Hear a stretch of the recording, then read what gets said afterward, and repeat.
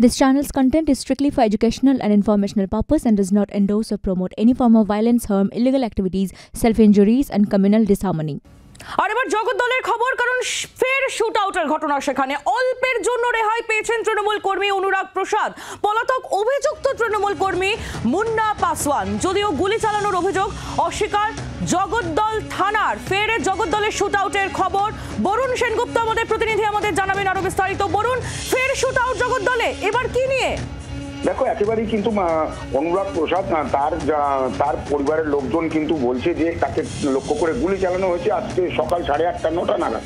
গতকাল রাত্রে এই দুজনের মধ্যে ঝামেলা হয়, এমনটাই কিন্তু এখনো পর্যন্ত জানা যাচ্ছে। সেই ঝামেলার সূত্রপাত কিন্তু তাস খেলা নিয়ে, এমনটাও কিন্তু জানা যাচ্ছে। সেই মাঠে, অর্থাৎ এই সার্কাস ময়দান যে মাঠ, সেই মাঠে তাস খেলা হচ্ছিল, সেই নিয়ে ঘটনার সূত্রপাত। তারপরেই কিন্তু সেই সময় মারপিট হয় দুজনের মধ্যে। আজ সকালে আবার কিন্তু একেবারেই তাকে লক্ষ্য করে, অর্থাৎ অনুরাগ প্রসাদকে লক্ষ্য করে গুলি চালায়, এমনটাই কিন্তু অভিযোগ অনুরাগ প্রসাদের আত্মীয় স্বজন এবং ওই অঞ্চলের মানুষের। যদিও পুলিশের জগদ্দল থানার তরফ থেকে জানানো হচ্ছে যে কোনো রকম গুলি চালানোর ঘটনা ঘটেনি। অনুরাগ প্রসাদকে কিন্তু এই মুহূর্তে জগদ্দল থানার পুলিশ তাকে জিজ্ঞাসাবাদ করছে। পাশাপাশি যার বিরুদ্ধে অভিযোগ সে কিন্তু এখনো পর্যন্ত পলাতক রয়েছে, তাকে এখনো পর্যন্ত খুঁজছে পুলিশ। যদিও পুলিশ অর্জুন সিং সাংসদ, তিনি কিন্তু প্রাক্তন সাংসদ, তিনি কিন্তু বলছেন ওই অঞ্চলে 18 নম্বর ওয়ার্ড এবং 19 নম্বর ওয়ার্ড, এই দুটো ওয়ার্ডের সংযোগস্থল সেইখানে তোলাবাজি এবং পাশাপাশি ইলেকট্রিক হুক, ঘর ভাড়া দেওয়া, এই সমস্ত নিয়েই কিন্তু ওখানে মাঝে মধ্যে টিএমসি ঝামেলা হয়।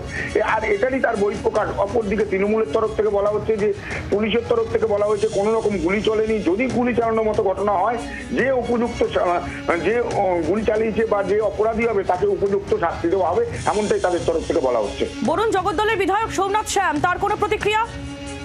দেখো, জগদ্দলের বিধায়ক এই নিয়ে কোনো প্রতিক্রিয়া দিতে চাননি। জগদ্দলের যে ওই অঞ্চলের যে তৃণমূল কাউন্সিলর, তিনি বলেছেন যে এই যে ঘটনা, এই ঘটনা তাদের সঙ্গে কোনো ব্যক্তিগত ব্যাপারে এই ঘটনা ঘটেছে।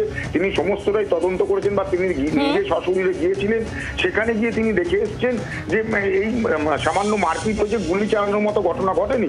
কিন্তু পরিবারের তরফ থেকে, অর্থাৎ এই যাকে লক্ষ্য করে গুলি চালানো হয় তার পরিবারের তরফ থেকে কিন্তু বারবার করে বলা হচ্ছে যে তাকে লক্ষ্য করে গুলি চালানো হচ্ছে, 1 রাউন্ড গুলি চলেছে, এমনটাই কিন্তু তারা বারবার করে বলছে। যদিও ওই এলাকায় এই মুহূর্তে পুলিশ মোতায়েন করা হয়েছে, জগদ্দল থানা কিন্তু সমস্ত ব্যাপারটাই খতিয়ে দেখছে। একেবারে গোটা ঘটনা ইতিমধ্যে জগদ্দল থানার পুলিশ তারা খতিয়ে দেখা শুরু করেছে। আরো আপডেট ভবিষ্যতে তোমার থেকে আমরা নেব। ধন্যবাদ তোমায়। বাংলার আওয়াজ, বাঙালির আবেগ, জি 24 ঘন্টা।